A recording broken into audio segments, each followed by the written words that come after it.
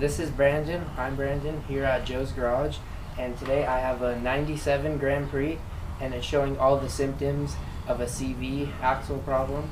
So I'm going to jack it up, put it on some jack stands, and verify the problem. Okay, so I feel a little bit of slack here, so I'm going to reach in here and find out where the slack is at. Okay, so I feel the slack on the inner CV axle, so I'm going to proceed to take it off. Now I'm going to take the lug nuts off and take the front tire off.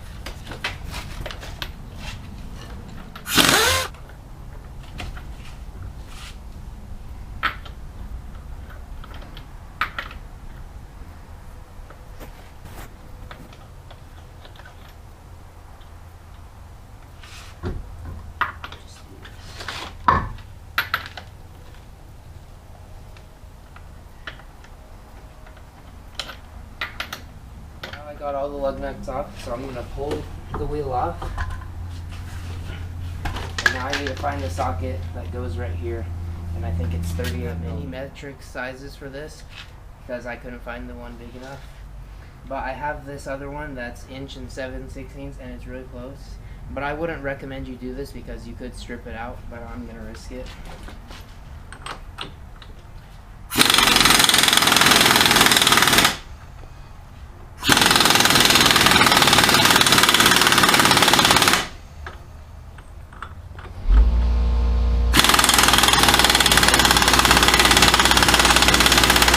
Fine, there's no damage to the nut, and so now I got that off, I'm going to take off the brake caliper. I'm going to take the brake caliper off, and the size is a 15.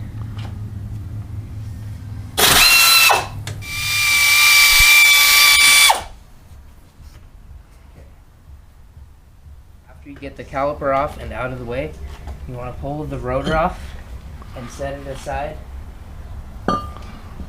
so it's not in the way. And then you're going to want to tap on this, the end of the CV joint a little bit, just to break it loose, and then you're going to take the nut off the lower ball joint.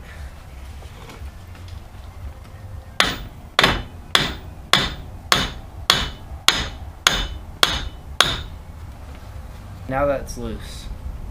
So now I'm going to take off the nut on the lower ball. Get it all loose and stuff. You can just pull it back like this, and just pull it straight out like that. You use a bar like this, and then you're going to take it all the way to the back. Make sure it's all the way on the end. And then you just pry it out of the end of the other side of the transmission. Take the bar back there all the way to the back. And you just pry on it a little bit. And you should be able to pop it out. I have both of them laying on the ground here, the old one and the new one. These are for the driver's side or the left side. This is the old one and this is the new one, and you know it's for the driver's side if you feel inside and the splines are on the inside of it instead of on the outside here. And if you feel inside, there's a little groove where the lock ring is, and that's how it holds it on. This is where I felt the slack on when I was under the car feeling where the slack was. So I felt it on the inside part, and as you can see, there's some slack and it's moving around a little bit. And that made a clunking sound when you put it in gear. I'm gonna put the new one in.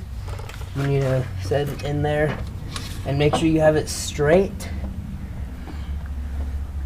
so everything lines up. And then all in one motion, you just want to pop it in there so it gets in. I got it in there, so first thing, easiest way to get it in there, and you have to do this, is you use something to push the lock ring up so it's not down in the way, and I just used this pry bar right here and stuck it up in there. And then you stick it in there, and once you're able to get it past, you can just pull on it like this, and if it doesn't come out easily, then that means you got it in there. That I have the nut off of there, I can put it back in, and I'm just gonna pull this over here. Make sure it's in there. And then you have to get the splines lined up.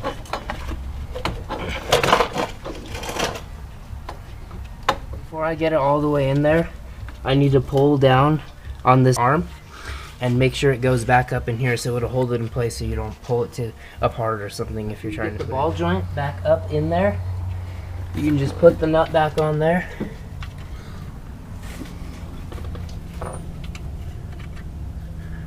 And then after you get the nut on there, you can put the cotter key back in through the nut. Once you have the castle nut and the cotter key in on that ball joint, you want to just put the nut back onto the axle and torque it down to 120 foot-pounds. Now that I got it torqued up to 120 foot-pounds with this torque wrench,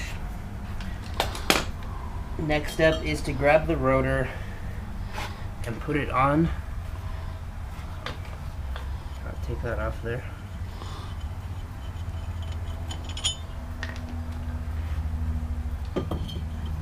Make sure everything lines up. And then after that, you just untie your caliper from off of there and put the caliper back on here. After I put the caliper on there, the bolts, I torque them to 80 foot-pounds with the torque wrench again. Then after that, you just put the wheel on there, and then you put your lug nuts on and torque those down to 100 foot-pounds. And then you're good to go. So thanks for watching. I'm Brandon for Joe's Garage, and have a good day. This is Brandon. Please subscribe to our channel, Joe's Garage, for more tutorials and how-tos on cars and other stuff.